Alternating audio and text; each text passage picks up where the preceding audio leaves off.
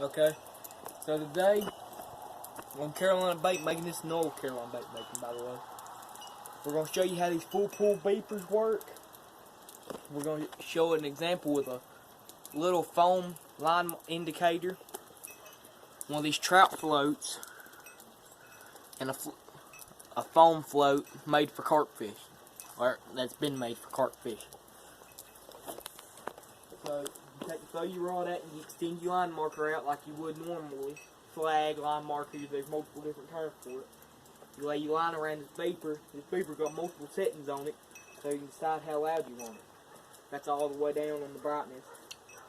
You got it where it's brightest. You got a quiet one. And then you got deafening mode. But the only things I see wrong with these beepers is, especially if you're fishing off the bank close, a fish, if your rod stands down a lot, they'll pick it up like that.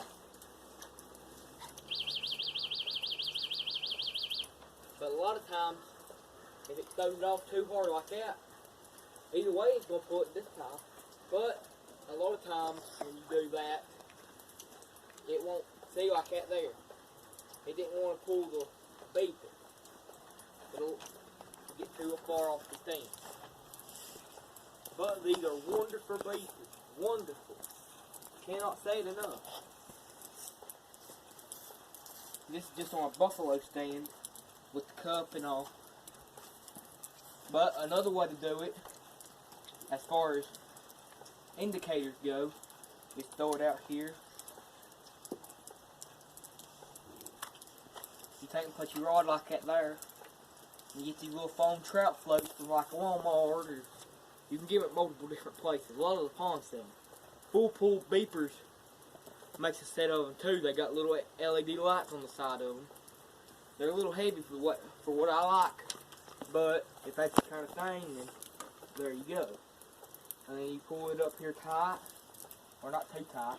Pull it up there so you can see them.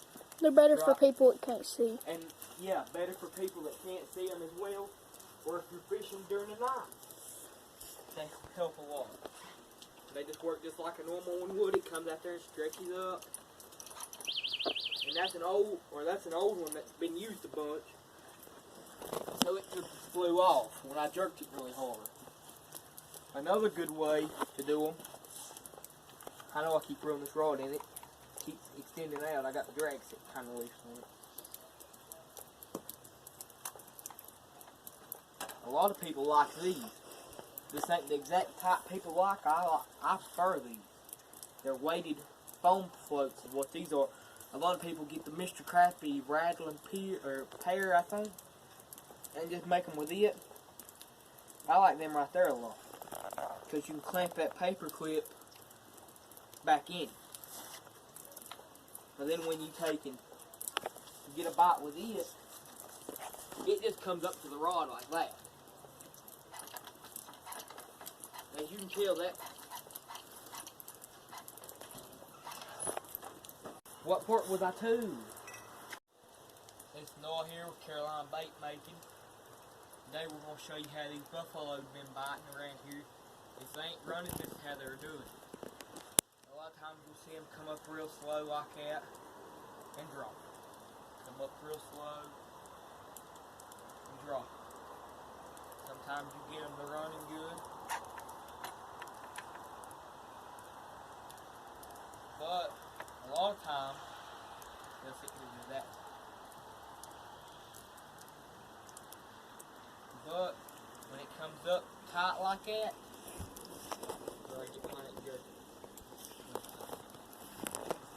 when you've been sitting here watching them doing that,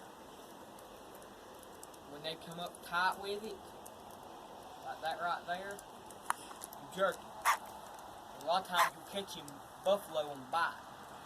And sometimes the yellow carp will do it.